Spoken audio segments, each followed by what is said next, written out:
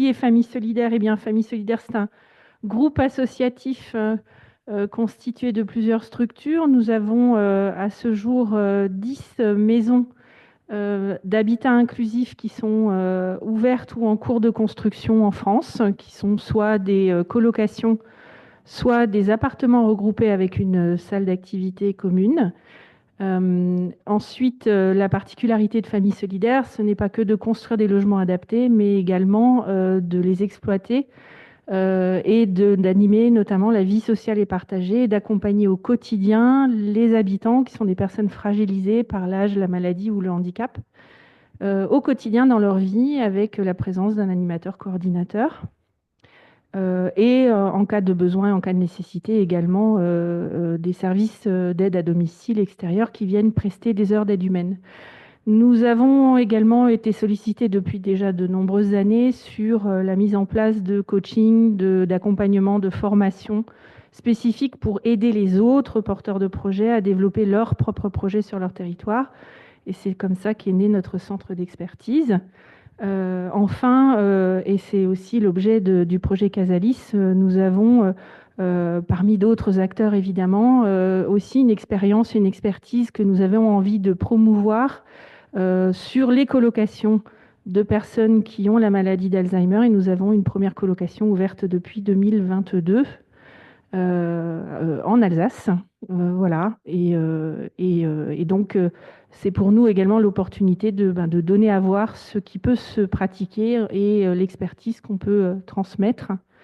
On a des éléments fondamentaux chez nous qui sont non discutables, qui sont au-delà de la création du logement adapté, surtout de le rendre accessible financièrement grâce à des loyers qui sont le plus bas possible. D'animer et de coordonner la vie sociale et partagée, parce que pour moi, c'est vraiment le cœur du moteur de l'habitat inclusif, c'est l'animation, c'est l'accompagnement au quotidien des personnes, d'aider ces habitants à habiter chez eux malgré la perte d'autonomie, et on verra que sur les problématiques Alzheimer, évidemment, c'est un sujet. Une colocation Alzheimer ne peut pas se créer, et d'ailleurs tout habitat inclusif, quel qu'il soit, sans les partenariats sur les territoires, en lien avec le tissu local et l'écosystème. Et puis enfin, un élément fondamental aussi qui nous tient à cœur chez Famille Solidaire, c'est de favoriser l'autodétermination, de s'appuyer aussi sur une co-responsabilité des habitants entre eux et de leur famille. Voilà, Famille Solidaire, c'est avant tout l'union de plusieurs familles qui ont cherché à trouver des solutions pour leurs proches. Et aujourd'hui, on est heureux aussi de pouvoir les soutenir et les accompagner dans ce sens. Voilà. Des fondamentaux que nous partageons et c'est pour ça qu'on se retrouve toutes les deux aujourd'hui et que nos deux structures ont décidé euh, de se lancer ce défi de cet appel à candidature. Alors peut-être quelques mots rapidement sur la Fondation Médéric Alzheimer. On a fêté nos 25 ans l'année dernière. Alors au-delà de l'anniversaire, c'est surtout 25 ans de mobilisation pour améliorer la qualité de vie des personnes malades, plutôt maladies d'Alzheimer et autres maladies apparentées, mais surtout de leurs aidants. Et quand on parle d'améliorer la qualité de vie, on ne parle pas de biomédical, on parle de sciences humaines et sociales. Et en fait, la Fondation a développé une expertise au niveau des sciences humaines et sociales, les interventions non médicamenteuses, bien évidemment, qui peuvent intervenir à tous les stades de la maladie, voire en prévention, qui est un deuxième axe de travail.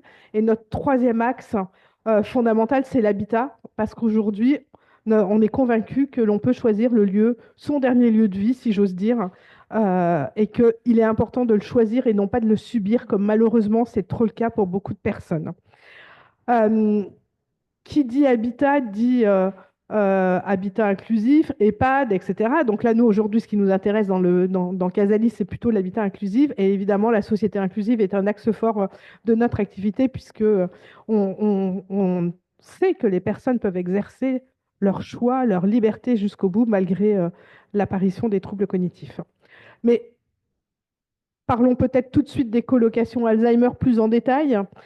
Pourquoi on se retrouve réunis là au-delà du fait qu'on partage les mêmes valeurs et la même vision du grand âge avec ou sans troubles cognitifs?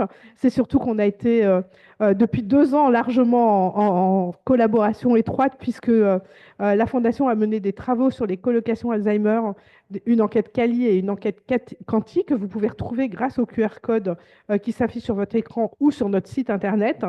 Euh, des enquêtes qui ont mis en avant certes les nombreux avantages pour la personne, pour la famille, pour le personnel, parce qu'on en parle très peu souvent aussi de l'amélioration du qualité de travail pour le personnel, mais on a aussi mis en avant un certain nombre de freins qu'on espère pouvoir lever avec différentes actions. Et surtout, on est convaincu au regard des enseignements de cette enquête que les colocations peuvent être développées en France, comme ça a été le cas dans d'autres pays européens, comme ça a pu être le cas il y a quelques années en Bretagne, puisqu'on dénote une quarantaine de colocations Alzheimer dans le Morbihan. Il y en a à peu près entre 70 et 80 sur le reste de la France, dont celle de Famille Solidaire. Et c'est dans cet objectif-là qu'on a décidé de se réunir et de lancer un appel à candidature pour vous encourager à développer un habitat inclusif dédié aux personnes Alzheimer. Mais peut-être avant d'aller plus loin, j'ai envie de vous poser une question, Bernadette. Pourquoi Casalis? Alors pourquoi Casalis? Parce que c'est un mot qui étymologiquement signifie maison. Parce qu'il était important de rappeler à quel point la logique de la colocation, c'est avant tout un domicile de droit commun et une volonté de partager et d'habiter un lieu de vie à plusieurs. Voilà. Alors après, l'acronyme Casalis a une signification particulière qui signifie donc colocation Alzheimer 2 points. L'objectif de Casalis étant principalement d'accompagner et de démontrer qu'avec un accompagnement soutenu, la colocation Alzheimer peut ouvrir. Et donc, colocation Alzheimer, système d'accompagnement vers le logement inclusif et solidaire. Voilà, pour l'acronyme Casalis. Très bien. C'est une question qui revient très fréquemment et ce qui me permet de vous dire à vous qui êtes derrière vos écrans, si vous avez des questions, notez-les bien dans le chat. On essaiera de répondre à toutes vos questions après notre présentation. Et dans le cas où on n'aurait pas le temps de répondre à toutes les questions, où on n'aurait pas les réponses immédiatement, on s'engage à y répondre, bien évidemment. Et vous pourrez accéder au replay de ce webinaire dans une semaine. Pareil sur notre site internet et certainement aussi Sur le site de Famille Solidaire également, oui. On peut aussi préciser que Casalis, ce n'est pas le nom d'une association, ce n'est pas le nom d'une société. C'est le fruit d'un travail et d'une réflexion commune entre la Fondation Médéric Alzheimer et Famille Solidaire pour baptiser le projet Casalis. Donc c'est véritablement l'incarnation du projet, je dirais, ou de la promotion d'une première classe constituée de porteurs de projets qui pourront bénéficier de cette formule d'accompagnement. Voilà. et c'est nos deux expertises conjointes qui vont effectivement vous permettre au lauréat d'être accompagné. Alors peut-être qu'on peut rentrer tout de suite dans le vif du sujet. Euh, Bernadette, est-ce que vous pouvez nous poser le cadre de cet appel à candidature? Oui, donc nous avons lancé la candidature il y a quelques jours, hein, précisément le 15 avril dernier. L'objectif de cet appel à candidature, c'est de pouvoir proposer à 10 porteurs de projets de colocation Alzheimer d'être accompagnés par Famille Solidaire notamment et aussi par la Fondation Médéric Alzheimer dans un objectif de donner à voir que la colocation peut s'ouvrir avec une deadline, donc on va dire, entre septembre 2025 et novembre 2026. Ça, c'est pour la durée de l'accompagnement. Évidemment, dans vos projets, vous pouvez avoir des objectifs d'ouverture à plus long terme.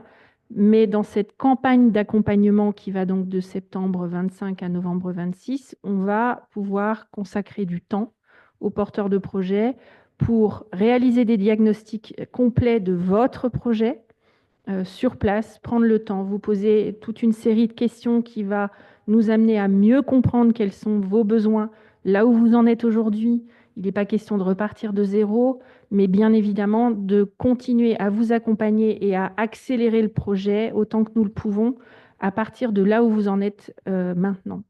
On a également des ateliers d'apprentissage collectif. Alors, on a évoqué ce terme-là pour ne pas dire formation, parce qu'elle n'est pas qualifiante, mais en réalité, ça va être un regroupement des 10 porteurs de projets qui vont pouvoir bénéficier de modules spécifiquement réalisés pour le projet Casalis, afin d'aider à monter en compétences Également du coaching personnalisé et du soutien pour accompagner chacun des projets, projet par projet, soit en présentiel, soit en visio, en fonction aussi des disponibilités et des grandes étapes que chacun des porteurs de projet est encore amené à avoir. On a prévu également des visites inspirantes qui peuvent se faire au cours des formations pour aller rencontrer d'autres colocataires, puisqu'on se connaît tous et qu'on est une petite famille. Les colocations d'Alzheimer, notamment en région parisienne et également en Bretagne et en Alsace. Un voyage d'études qui est prévu à l'étranger, permettant aux 10 porteurs de projets d'aller aussi trouver une source d'inspiration sur comment ça se passe auprès de nos autres voisins européens. Et puis, je vous laisse le mot de la fin sur la dotation. Alors, ça, c'est bien, mais il faut permettre aux porteurs de projets de pouvoir aussi avoir les moyens de se déplacer, ne serait-ce que dans ces temps d'ateliers, etc. Donc, bien évidemment, nous prenons en charge la totalité des frais de déplacement, des frais inhérents à votre dossier de candidature. Et le petit bonus, on accordera une dotation financière de 5 000 € par candidat. Alors, ce n'est pas grand-chose, mais au regard de la valorisation de l'accompagnement, etc., c'est énorme. Et c'est surtout que ça va permettre d'avoir un peu une bouée d'oxygène pour certains d'entre vous dont on sait que parfois, vous risquez d'abdiquer faute de moyens financiers, tellement les démarches administratives peuvent être longues, etc. Donc, c'est un petit coup de pouce qui, on espère, fera la différence. Merci. Les candidatures sont donc ouvertes à des personnes morales à but non lucratif qui ont leur siège social en France et qui relèvent de l'intérêt général. Donc, des associations, des fonds de dotation, des centres communaux d'action sociale, des collectivités publiques. Alors, la question a été posée, on peut peut-être déjà y répondre, sur des sociétés qui bénéficient de l'agrément ESUS, hein, qui est l'entreprise solidaire d'utilité sociale. Alors, les candidatures sont éligibles pour les entreprises ESUS, avec nécessité de préciser si cette entreprise est celle qui sera exploitante de la colocation ou si c'est celle qui porte la partie foncière. Voilà, parce qu'il est possible que là où vous en êtes dans votre projet, le foncier qui est du coup sécurisé, puisque c'est une des exigences qu'on a évoquées dans l'appel à projet, soit sécurisé par la présence et l'existence d'une structure juridique qui est agréée ESUS, mais que pour le moment, vous n'ayez pas encore exactement identifié comment va se passer l'exploitation, qui va le faire. Et on peut très bien imaginer une société ESUS pour la partie foncière et puis une association pour la partie exploitation du lieu de vie. Donc, c'est la raison pour laquelle on a préféré garder l'éligibilité aussi pour les entreprises et les structures ESUS. Voilà. C'est très technique, mais Oui, mais c'est nécessaire. Je pense que si on fait le webinaire, c'est aussi pour apporter des compléments d'information à ceux qui, j'imagine, ont peut-être déjà plongé leur regard aiguisé dans le cahier des charges de l'appel à projet. je crois qu'il y a déjà des questions, mais on les prendra à la fin. D'accord. Oui, je crois que c'est encore à moi de continuer à développer. Oui, Bernadette, c'est un... Alors, les critères de participation, effectivement, je vous ai parlé de la sécurisation des fonciers. Pourquoi cet arbitrage et pourquoi cette condition stricte? Si je vous donne juste un exemple, notre colocation Alzheimer à Silisheim en Alsace a mis 4 ans à voir le jour, dont 3 qui étaient exclusivement liés au montage du projet immobilier. Notre intérêt à tous, c'est aussi de démontrer que, avec un accompagnement Casalis spécifique, qui va donc incuber, propulser, développer et accélérer votre projet, c'est quand même compliqué si l'accélération ne se fait qu'en 4 ans. Donc, ce qu'on voulait, c'était démontrer que quand on est porteur de projet, qu'on est seul, face aux difficultés qu'on a quand on est dans cette volonté de développer une coloc Alzheimer sur des territoires qui sont plus ou moins ouverts sur l'accueil des colocations dans leur département, avec des difficultés techniques, avec des absences de compréhension de l'écosystème, eh bien, en bénéficiant de notre expertise et également de donner à voir ce qui se passe par ailleurs, en France et à l'étranger, ça va donner une vraie accélération. On ne pouvait pas du coup se dire que cette accélération-là serait contrainte par des délais de construction immobilière qui peuvent du coup avoir lieu en ce moment même. Ce n'est pas un souci, mais quand on recherche un foncier, on peut parfois mettre des années à trouver le lieu de vie. Et on voulait du coup éviter de se retrouver à accompagner des porteurs qui ne verraient le jour que dans 5 ans ou 10 ans. Ça n'avait pas de sens. Et pour nous aussi, l'enjeu, il est du plaidoyer. Aujourd'hui, on est dans un tournant de l'habitat Oui. inclusif. Et si on ne veut pas que les colocations Alzheimer soient noyées, voire disparaissent, il faut qu'on puisse prouver la faisabilité, que finalement, ce n'est pas différent d'une autre colocation. Et pour cela, on a besoin d'avoir le maximum de colocations qui ouvrent rapidement. Alors bien évidemment, en parallèle, on mène d'autres travaux, hein, puisqu'on a réuni différents acteurs pour faire des recommandations au pouvoir public.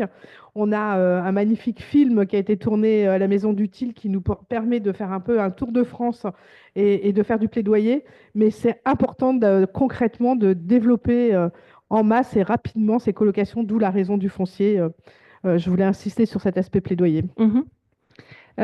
Quand on dit foncier sécurisé, on évoque notamment soit un projet de bail avec un bailleur privé par exemple, un compromis de vente qui pourrait être signé, ce qui sous-entend qu'évidemment il y a le modèle économique derrière, parce que je connais très peu de porteurs de projets qui s'aventurent à la signature d'un compromis sans s'assurer d'avoir effectivement sécurisé financièrement l'acquisition du bien. Une attestation d'un bailleur social qui, du coup, a un projet dans lequel la colocation Alzheimer va voir le jour, hein. Ça peut être un ensemble immobilier complet et pour lequel le bailleur social s'est engagé à réserver une partie de son programme immobilier pour votre colocation. La signature ou une attestation d'une collectivité qui s'engagerait à soutenir le projet immobilier ou un récépissé simple de dépôt de permis de construire fait également l'affaire. Voilà. L'autre objectif, c'est effectivement de pouvoir faire ce choix avec le jury sur une structure qui a réfléchi dans un premier temps à son modèle économique. Alors on dit porté par une structure qui a un modèle économique pérenne. Il est clair qu'il y a encore certainement, parmi les différents porteurs de projets qui candidateront, des incertitudes sur le modèle éco. Mais on est là aussi pour justement y réfléchir ensemble. Donc ne pas hésiter, même si vous n'êtes pas en capacité de répondre à toutes les questions, d'y répondre ne serait-ce que sur le fait que, voilà, j'ai encore pas tous les éléments, mais ce que je sais et ce qui est de source sûre, je peux déjà l'intégrer dans le dossier de candidature et de laisser ouvertes les questions, même s'il faut bien répondre à chacune des questions dans le formulaire, qui doit être évidemment rédigé en français. La question du public cible, évidemment, on parle de personnes atteintes de la maladie d'Alzheimer, quel que soit leur âge, c'est important également de le dire, et de maladies apparentées. On sait à quel point il peut y avoir des maladies neuroévolutives qui sont proches de la maladie d'Alzheimer et qui peuvent également rentrer dans cette candidature. Voilà, le projet ne doit pas, alors évidemment, ce sont des choses qui semblent de bon sens, ne doit pas être à but lucratif. Ça, c'est un élément qui était important. Ne doit pas être non plus un projet d'établissement médico-social au sens du Code de l'action sociale et des familles, parce qu'on est quand même dans cette logique d'habitat inclusif. Voilà. Exclure après tout un tas de contenus qui semblent offensants, obscènes, à caractère religieux, sexiste, etc. Enfin, ça paraît juste être la base. Merci beaucoup, Bernadette. Je vais enchaîner sur les critères de sélection. Donc, pour candidater, c'est très simple. Vous allez sur le site internet soit de Famille Solidaire, soit de la Fondation Médéric Alzheimer, et vous avez plusieurs possibilités. Soit de télécharger le dossier et de le remplir de façon manuscrite et de nous l'envoyer par la poste à l'adresse qui s'affiche ici, que vous retrouvez sur notre site internet, soit de remplir le formulaire en ligne Et surtout, pensez bien à valider à la fin du formulaire, parce que très souvent, on a des formulaires qui restent en brouillon parce que les personnes oublient d'appuyer sur le bouton valider, ce qui est dommage parce que si on s'en aperçoit pas avant la clôture, hein, bah, du coup, on ne vous intégrera pas dans les dossiers reçus. Ou, troisièmement, de télécharger le dossier sur notre site internet en PDF et de nous le renvoyer par mail. Et vous avez également le QR code là qui vous permet d'aller directement sur la page de notre site internet. Les critères de sélection, donc Bernadette en a déjà donné beaucoup. Ce qu'il faut savoir, c'est que ce n'est pas nous deux qui allons décider, même si on aimerait bien, mais non, ce ne sera pas nous deux. Au contraire, nous serons exclus. Nous allons réunir un jury pluridisciplinaire, des personnes qui sont impliquées dans les colocations, dans l'habitat inclusif, mais aussi des personnes du corps médical, des gériatres, des neurologues, des politiques, des élus, parce qu'en fait, ce sont tous les acteurs de l'habitat inclusif que l'on veut mettre dans ce jury. Et ils auront la lourde tâche d'examiner l'ensemble des dossiers qu'on espère nombreux et de se baser sur ces quelques critères de sélection qui sont affichés là, c'est-à-dire bien évidemment l'adéquation du projet global aux besoins de montée en compétence des porteurs de projet. C'est-à-dire que si votre dossier est complètement ficelé, que vous n'en êtes plus qu'à attendre que le bâti soit fini, mais que vous avez déjà la VP, que vous avez déjà sélectionné les colocataires, etc., je ne suis pas sûre qu'on aura une valeur ajoutée, quoique, à voir. Il faut bien évidemment un ancrage territorial. On le sait qu'une des clés du succès des colocations Alzheimer, c'est cet ancrage territorial. Et évidemment, on ne vous demande pas que tout soit bouclé, puisque c'est là que notre rôle va être aussi de vous accompagner. Une cohérence et une solidité de l'équipe projet, c'est-à-dire qu'on ne veut pas que ce soit une personne qui ne puisse pas être pérenne, qui soit là juste pour monter le dossier et partir après, d'où la dotation financière. Euh, D'avoir bien anticipé la qualité de l'écosystème d'accompagnement envisagé pour les futurs habitants. Ça aussi, c'est un aspect important. Ça rentre un peu dans l'ancrage territorial et tous les partenariats que vous pouvez passer, mais ce sera un point qui sera vraiment examiné de proche.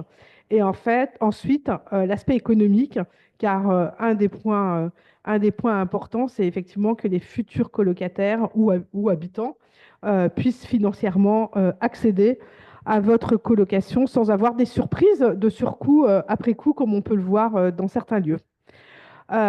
Évidemment, on sera, enfin le jury, je dis on non, parce que encore une fois, Bernadette et moi, nous ne serons pas dans le jury, mais le jury sera particulièrement sensible aux démarches de participation des familles ou des personnes elles-mêmes concernées par la maladie au projet. C'est tout à fait possible de les inclure. Alors, plus facilement les familles, mais il y a aussi des personnes qui peuvent être acteurs de leur propre lieu de vie. Donc là, on vous a donné quelques critères de sélection qui vont certainement être affinés en fonction des dossiers qu'on pourra recevoir et aussi des membres du jury qui auront certainement aussi des approches différentes à nous donner. Peut-être qu'il est temps de passer aux questions. Je sais qu'il y en a, j'en ai déjà quelques-unes. Donc, pardon, merci de le rappeler. Alors, effectivement, Bernadette, vous aviez rappelé les dates tout à l'heure. La date butoir pour candidater, c'est le 30 juin à 23h59 par les moyens qui vous sont expliqués tout à l'heure. Donc, si vous l'envoyez par la poste, pas de panique, c'est le tampon sur le timbre qui fera foi de la date de réception. Et on annoncera les résultats à partir du 17 septembre 2025, puisque l'objectif est de présenter les lauréats à l'occasion, alors j'allais dire de la journée mondiale d'Alzheimer, mais qui est le 21, mais comme c'est une journée très saturée par les événements, etc., on a décidé de le décaler au 23. Mais voilà, ça nous permettra de faire du buzz, de mettre en avant notre démarche. Donc, les personnes qui seront retenues auront pour obligation d'être là le 23 septembre dans les locaux de la Fondation en présence de familles solidaires. Pardon.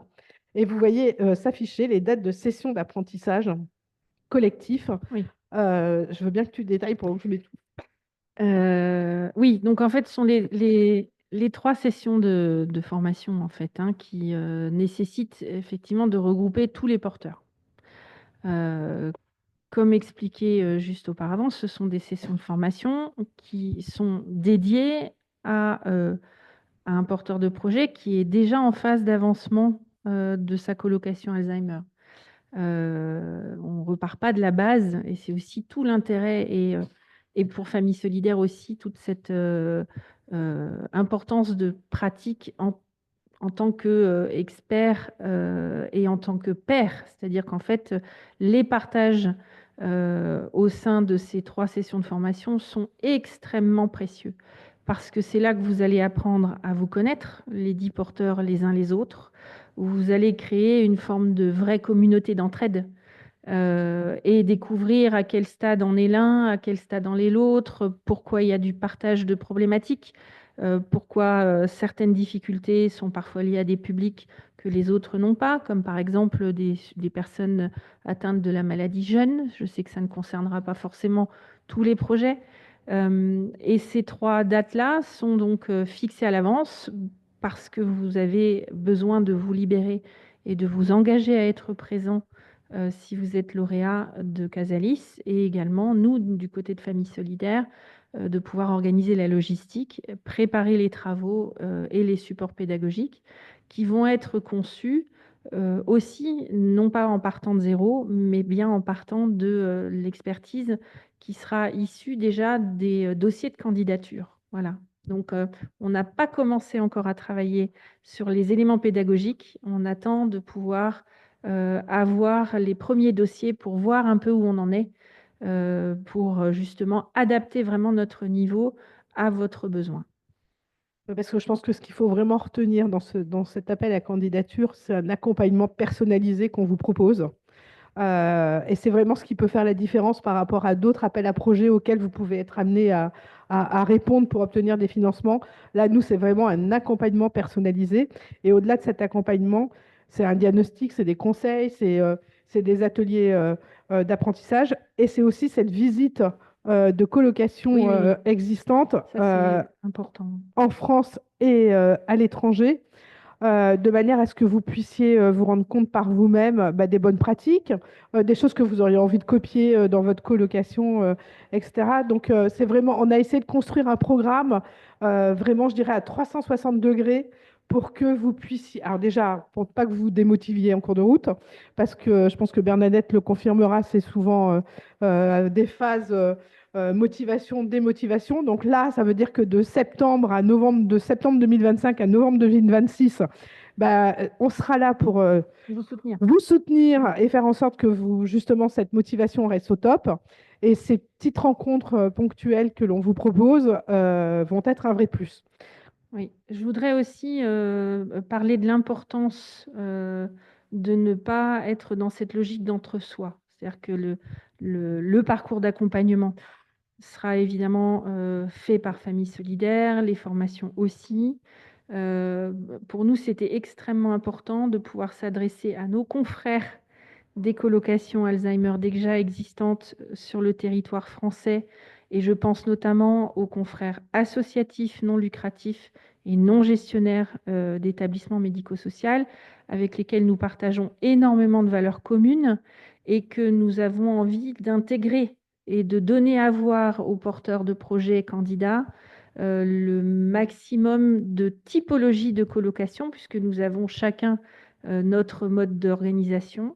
Mais nous avons aussi beaucoup à apprendre les uns des autres, et ces visites inspirantes, et encore merci du coup aussi d'accepter d'accueillir les candidats, enfin les lauréats de Casalis dans ce parcours-là, parce que je pense qu'on a tous un intérêt commun qui est de démontrer qu'avec du soutien et de l'entraide entre les porteurs de projets, qu'ils soient déjà ouverts ou que ce soit les futurs, eh bien grâce à ça, ça peut fonctionner et ça apporte plus de poids. Voilà. Donc merci aussi aux autres partenaires qui viendront soutenir cette démarche. Alors, nous avons quelques questions. Ok, allons-y. Alors, on va commencer par la première. J'ai essayé de faire un crime, on va faire. Il y en a plusieurs. Donc, alors, première question. Concrètement, l'accompagnement que vous nous proposez va-t-il jusqu'à la préparation ensemble d'entretiens ou de rendez-vous avec des partenaires institutionnels, type département ou des partenaires financiers? Alors, oui, oui, oui. Alors, évidemment, dans la mesure du possible, d'abord, la première chose indispensable, c'est votre projet, ça restera votre projet. Donc, on va vous aider à l'incarner. Et aussi, potentiellement, le projet Casalis, porté par nos deux structures, va apporter plus de poids. Il est clair que on va vous donner aussi toutes les clés vous permettant de mobiliser autour de vous l'écosystème des élus, des partenaires. Donc, il arrive assez fréquemment quand Famille Solidaire accompagne un porteur de projet, parfois de venir en appui du porteur pour un rendez-vous important dans une collectivité, une rencontre avec un élu territorial, une rencontre avec des techniciens du département, ça arrive. Donc la réponse, elle est oui, mais on ne se substituera pas à vous, porteurs de projet. La réponse, elle est pour Famille Solidaire, mais c'est également pour la Fondation Médéric Alzheimer. On pourra vous accompagner dans les rendez-vous élus, collectivités territoriales, etc. Pour la question financière, c'est toujours un peu plus délicat et ce sera un peu au cas par cas, je dirais, parce que effectivement, il ne faudrait pas qu'il y ait confusion sur le porteur de projet et ça peut être contre-productif. Par exemple, si la Fondation Médéric Alzheimer vous accompagne chez un partenaire financier pour obtenir 100 ou 200 000 euros, on risque de se retourner vers nous. Enfin voilà. Donc sur l'aspect financier, je serais plutôt En termes attentiste. d'accompagnement, non, Voilà. pas nécessairement aller avec vous à la banque. Mais Par monter contre, le vous dossier, donner oui. toutes les clés pour, et encore quoique, enfin, je veux dire, du côté de Famille Solidaire, s'il n'y a pas d'enjeu et de conflit d'intérêts avec les propres activités de Famille Solidaire, je n'ai pas de souci particulier, dans la mesure où, je le répète, hein, c'est le porteur de projet qui incarne son projet. Et ensuite, par contre, donner toutes les clés de compréhension, fournir les business plans, aider les personnes et les porteurs à présenter les documents tels qu'ils doivent l'être pour être compris d'un financeur, bien évidemment, ça va être justement le job passionnant qu'on va aussi pouvoir faire si vous en êtes là dans l'avancée de votre projet, bien évidemment. Oui. Complètement. Euh, Deuxième question. Le foncier peut-il être porté par une entreprise traditionnelle avec à côté une association à but non lucratif pour gérer la coloc? Je crois que tu as répondu Oui, tout j'ai à l'heure, répondu hein. tout à l'heure. Oui. Donc oui, Alors, je pense. entreprise traditionnelle agréée ESUS, c'est par contre la seule exigence. Hein, c'est qu'il faut bien qu'elle bénéficie quand même d'un agrément permettant de montrer que l'intérêt n'est pas véritablement lucratif et que dans l'objectif d'une société commerciale, évidemment, il y a un équilibre, mais il y a aussi un objet social et auquel, de toute façon, on tient. Voilà. Mais j'allais dire, finalement, ça reviendrait à dire, si vous vous positionnez uniquement en tant qu'exploitant du lieu de vie, bah, que vous avez un bailleur privé. Voilà. Et que le bailleur privé, ben, si c'est vous, ben, voilà. Mais si c'est pas vous, de toute façon, votre bailleur privé, il peut faire du lucratif. Et vous, en tant que porteur de projet, comment vous dire, la position du porteur de projet, on l'imagine plutôt à ce stade en tant qu'exploitant, c'est-à-dire celui qui va s'occuper de proposer une vie commune aux habitants, orchestrer et faire vivre en tout cas cette vie sociale et partagée au sein de l'habitat. Pour moi, le porteur, il se situe là.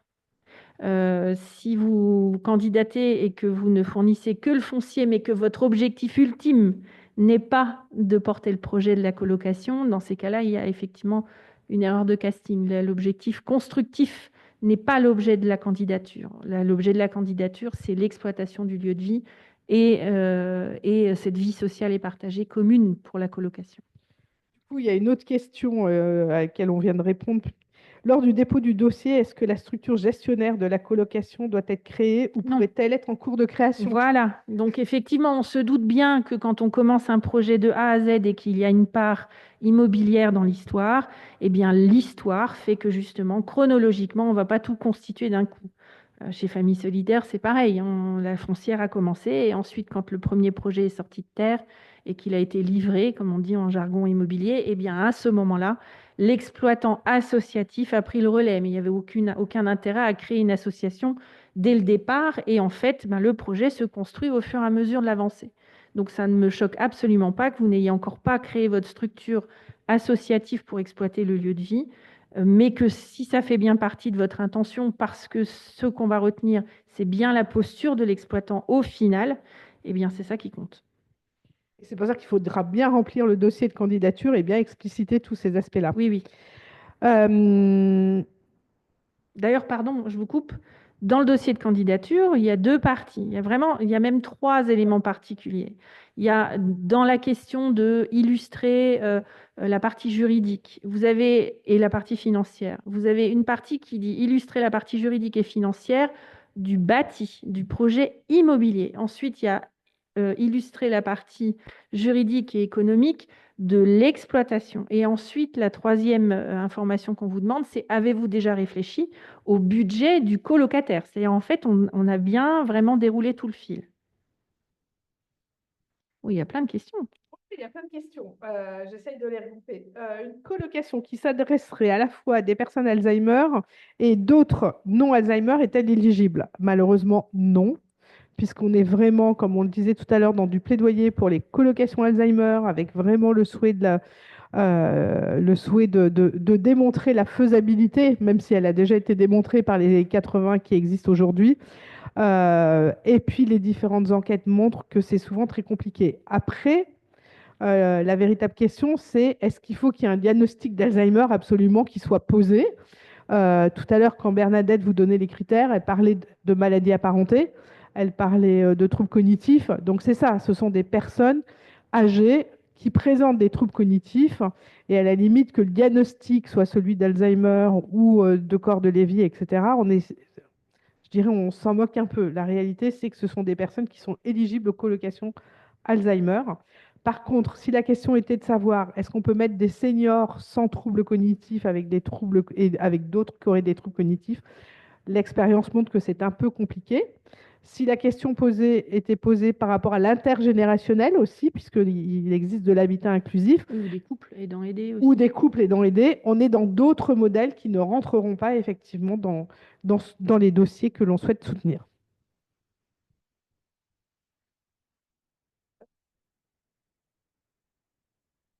Sur le dossier en ligne, pourra-t-on le remplir en ligne en plusieurs fois sans perdre nos premières réponses ou devra-t-on attendre toutes les réponses? Alors, question technique, mais très intéressante Hmm. parce qu'on s'est fait avoir à plusieurs reprises. Donc, oui, vous pouvez le remplir en plusieurs fois, mais deux conditions. Pensez à bien sauvegarder. En bas de la page, vous avez toujours deux boutons, suivant, sauvegarder et suivant. Donc, si vous voulez vous interrompre, vous cliquez bien sur sauvegarder. Et dans tous les cas, vous devez vous être connecté avec la même adresse IP. Vous pouvez changer d'ordinateur, vous pouvez être sur votre téléphone portable ou votre tablette, mais il faut que ce soit la même adresse IP, donc le même lieu de connexion pour faire court. Moi, ce que je conseille toujours, c'est de télécharger le dossier en version papier, enfin de le télécharger en version Word. Comme ça vous permet dans un premier temps de le compléter sur votre ordi sans être forcément sur le formulaire en ligne. C'est une sécurité. Et Euh, copier-coller au dernier moment. voilà, et vous faites des copier-coller. C'est quand même plus sécurisant que d'être obligé parfois de tout retaper si vous n'avez pas appuyé sur sauvegarder. N'oubliez pas vos pièces jointes, vos dossiers, si vous en avez quelques-uns aussi, sur des schémas juridiques, des dossiers de financement, etc. C'est effectivement tout élément permettant de mieux comprendre là où vous en êtes et quels sont vos besoins sera important. Alors, question qui concerne la prise en charge des personnes qui vont pouvoir bénéficier de la dotation et des formations, des ateliers pédagogiques et de la visite, utilisons les bons termes. Eh ben, c'est une question à laquelle on s'est longuement interrogé parce que, en fait, notre but, il est d'être aidant et de ne pas créer un frein supplémentaire. Malheureusement, nous ne pouvons pas non plus soutenir l'ensemble d'une équipe impliquée. Donc, on s'est arrêté à 2 personnes par lauréat. Donc, effectivement, vous serez 2 personnes à pouvoir bénéficier et des ateliers pédagogiques et de la visite. Sur les ateliers pédagogiques, on le verra, mais il me semblerait plus pertinent que ce soit toujours les 2 mêmes personnes.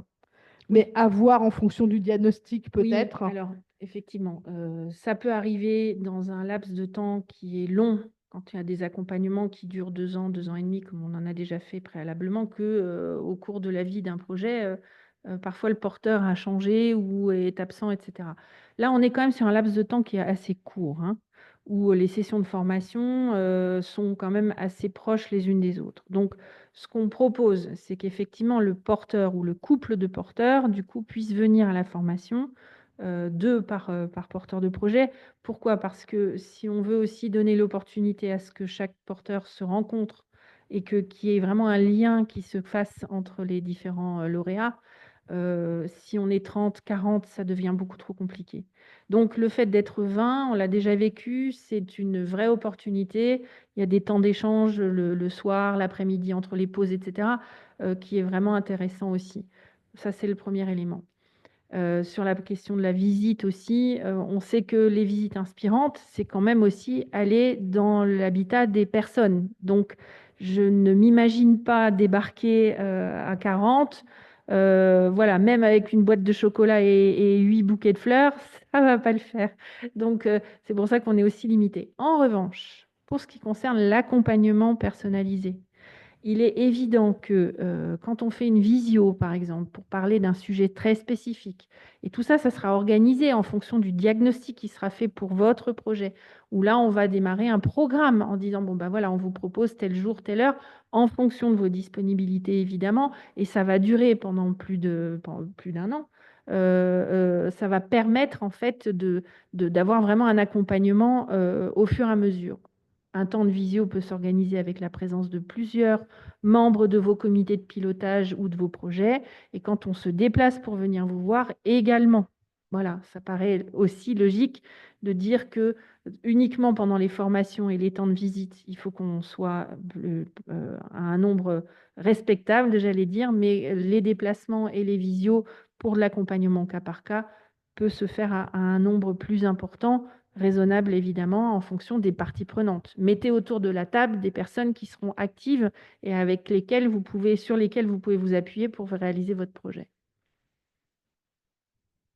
Alors, autre question. Intégrer dans l'écosystème, est-ce à dire qu'il faut peut-être bien... pardon, parce que... Est-ce à dire qu'il peut être bien d'avoir des lettres de soutien des acteurs locaux sur le projet, même si à ce stade, il n'y a pas de soutien financier précis ou d'action précise qu'ils apporteront? Oui. Alors, quand on parlait de l'écosystème, on ne parlait pas simplement que de l'aspect financier, hein, Non, on non, enfin, parlait de toute forme de tout conventionnement, de partenariat. partenariat.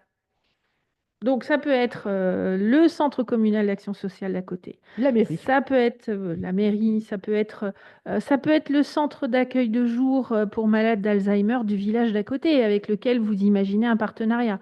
Quels sont les autres partenariats, notamment dans le secteur du sanitaire? Est-ce que vous avez déjà pris rendez-vous? Est-ce qu'il y a un gérontopôle autour de vous? Est-ce que vous avez des neurologues qui soutiennent votre projet? Est-ce que vous avez des élus locaux qui sont extrêmement favorables à votre projet et qui pourraient vous donner un petit soutien, même un mail, une recommandation, etc. Voilà.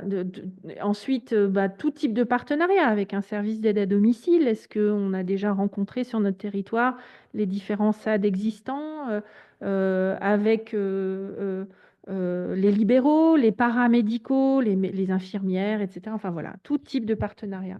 Ce qui est, Expliquez là où vous en êtes, en fait. oui, ce qui est important dans la façon dont vous remplissez votre dossier de candidature, c'est vraiment de démontrer que vous avez pensé votre projet de A jusqu'à Z. Pas de l'avoir mené de A jusqu'à Z, Non, ou sinon on n'aurait pas de valeur non, ajoutée, mais mais d'expliquer vraiment, votre intention. voilà, Ah l'intention oui, oui. est de ne pas avoir loupé des étapes. Alors, Ah, il y a c'est tout des à étapes fait. qui sont moins graves que d'autres. Effectivement, si vous n'avez pas la lettre du maire en soutien, c'est moins important que de ne pas avoir déjà pris contact ou envisagé de prendre contact avec le service d'aide à domicile. Mais évidemment, tout cela, on vous aidera à conventionner avec des modèles de convention. Donc, l'aide de soutien, oui, mais pas plus à ce stade-là. Non, non, et puis il ne faut pas se précipiter avant le 30 juin pour tout faire, évidemment. Là, c'est vraiment juste écrivez là où vous en êtes et quelles sont les intentions que vous avez par la suite. Ou si jusqu'à présent vous n'y aviez pas pensé, verbalisez-le simplement en disant pour le moment, c'est vrai que tout ça, ça reste encore à faire, c'est encore trop flou pour moi et c'est précisément là-dessus, par exemple, que j'ai besoin d'aide. Enfin, je veux dire, si vous avez 100% de réponse à tout et que vous maîtrisez tout, vous aurez moins besoin de nous. Alors, combien de temps faut-il raisonnablement compter entre le lancement d'un projet et l'ouverture de la colocation? Avec l'aide précieuse que peut apporter cet appel à candidature, je pense que ce délai peut être un peu raccourci. On aimerait bien.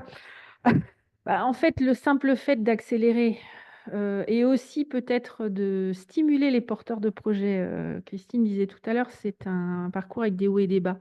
Enfin, voilà, en tant que porteurs de projet nous-mêmes, on peut vous dire que même si on en a fait notre métier, mais certains porteurs de projets sont des rassemblements de familles, des aidants familiaux, des jeunes actifs qui ont un projet en plus de leur vie. Et donc forcément, avec des moments de découragement épouvantables et puis des moments d'euphorie absolue.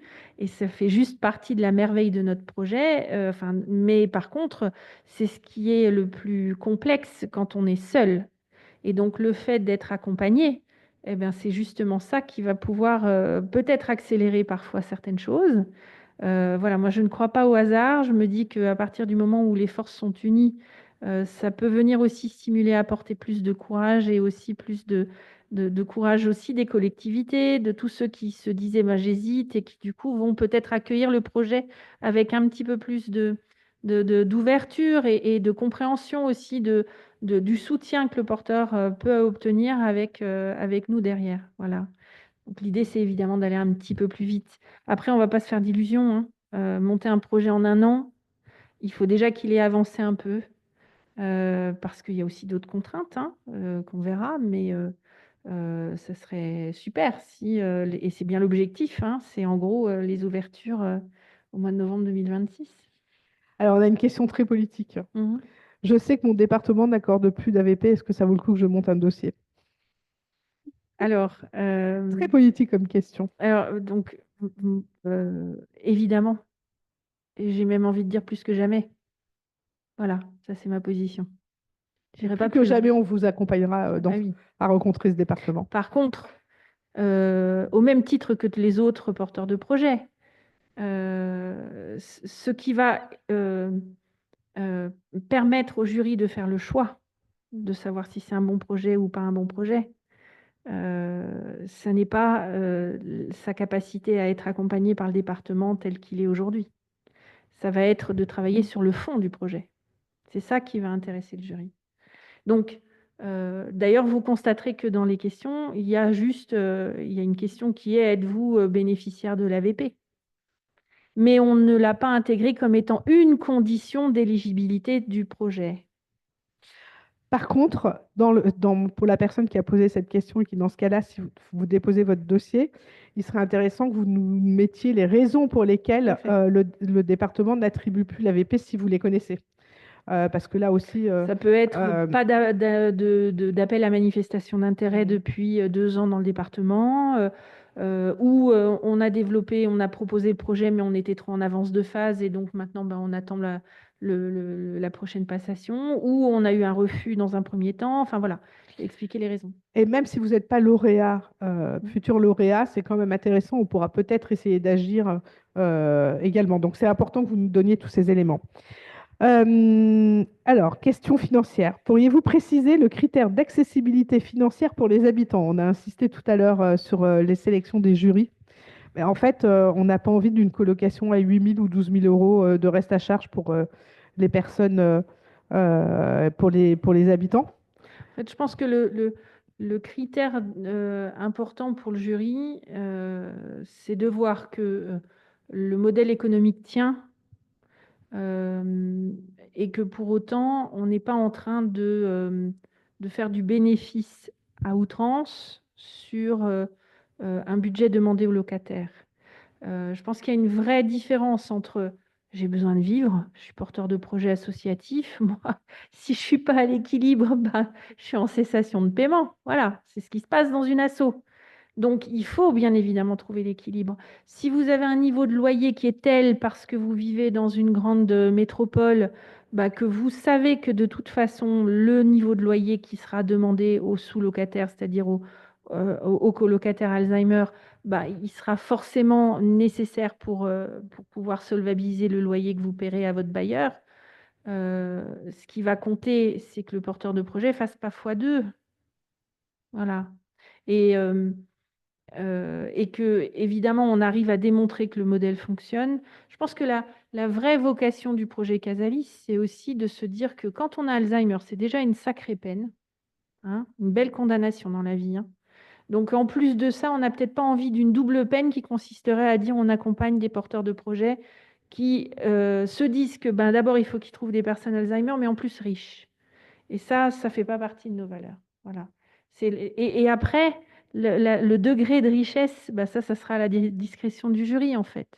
Je pense qu'il faut montrer qu'on a un modèle économique et qu'il faut qu'on soit à l'équilibre.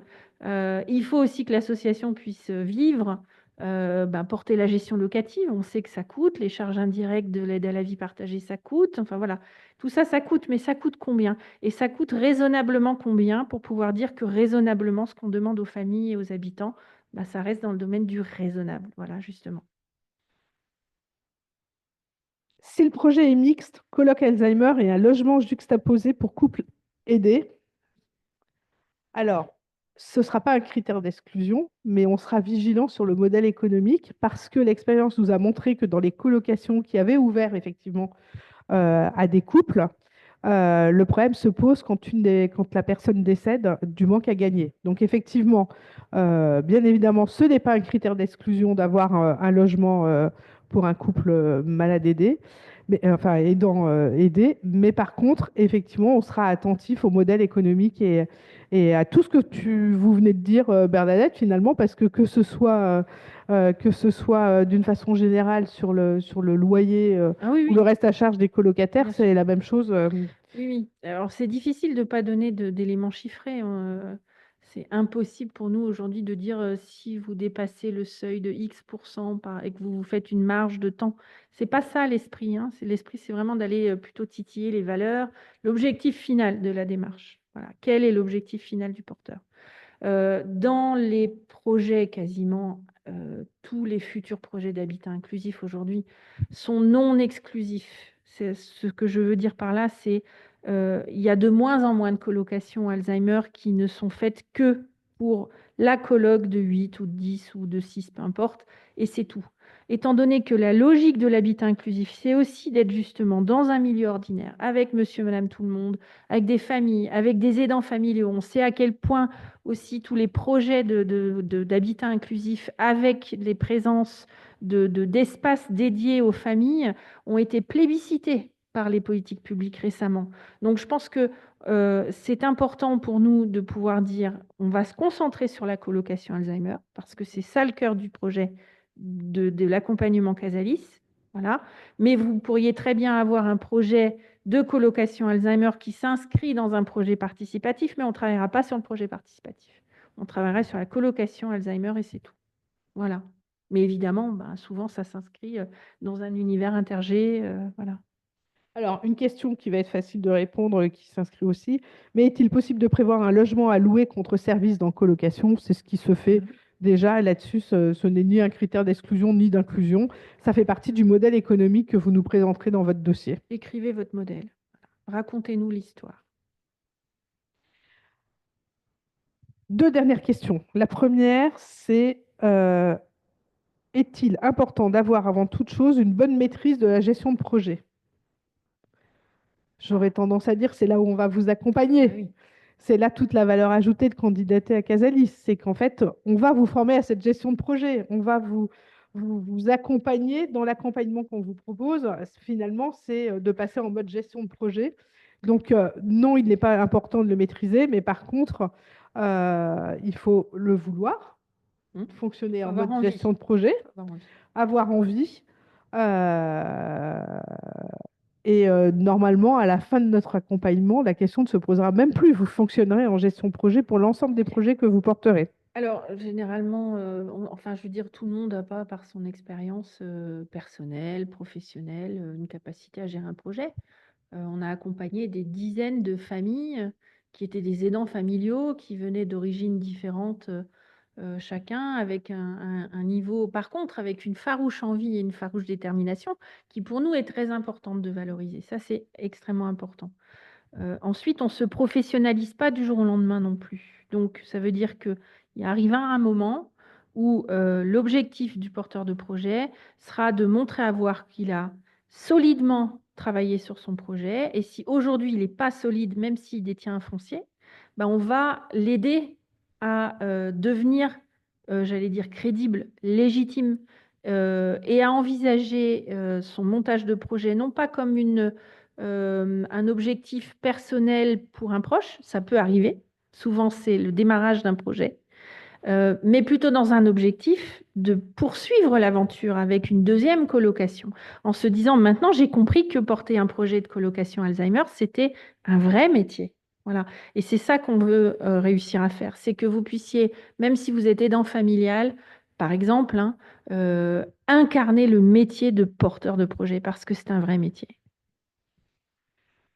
On nous pose la question de combien de dossiers de candidature on espère recevoir. On est incapable de répondre à cette question, mais on vous encourage à être très nombreux à répondre. Ça fera un peu plus de travail pour le jury.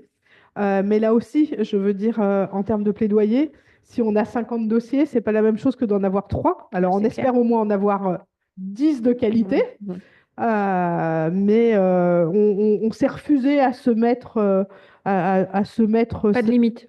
une limite ou un stress inutile, Non. parce que notre démarche, elle est vraiment d'accompagner et qu'on est à peu près persuadé dans les différentes rencontres que Famille Solidaire peut faire ou que nous, on a pu faire, qu'on aura au moins une quinzaine de dossiers, au moins une quinzaine de dossiers. Donc, il ne vous reste plus qu'à prendre votre plume et à y répondre. Et pour la toute dernière question, en fait, qui était une des premières, mais à laquelle je voulais la garder pour la fin, c'est effectivement, j'ai parlé du documentaire sur la maison d'utile. Elle n'est pas accessible en ligne pour une bonne raison que, pardon, bah, il est très intimiste, il touche le quotidien d'une maison, etc., et que ça nécessite un accompagnement. Par contre, si vous souhaitez qu'on organise des projections sur votre département, dans votre association, etc., on se tient à votre disposition. Le mot de la fin, Bernadette? Oh, c'était trop court. En fait, ce qui est terriblement frustrant, c'est de ne pas voir ceux qui sont de l'autre côté de l'écran. Mais oui, un mot de la fin. J'ai hâte, je me réjouis. Je crois que dans mes rêves les plus fous, j'aurais pas imaginé pouvoir me dire il y a 10 ans, quand j'ai mis les pieds dans une première colloque Alzheimer à Berlin, où je suis revenue après en me disant ah, je rêve d'en ouvrir une. Et ben 10 ans plus tard, non seulement on en ouvre, mais en plus on aide les autres à en ouvrir. Enfin, voilà, quel plus beau cadeau et quel plus bel exemple d'inclusion on peut offrir à des personnes et à leurs aidants familiaux qui en ont véritablement besoin. Et on est ravis de cette collaboration pour ce projet. Voilà. Et j'y crois vraiment dur comme fer. Et du coup, rendez-vous à bientôt. Et du coup, je vous rappelle que le replay de ce webinaire sera accessible dès la semaine prochaine sur nos sites internet respectifs et je vous encourage à candidater avant le 30 juin. Bonne fin de journée à tous.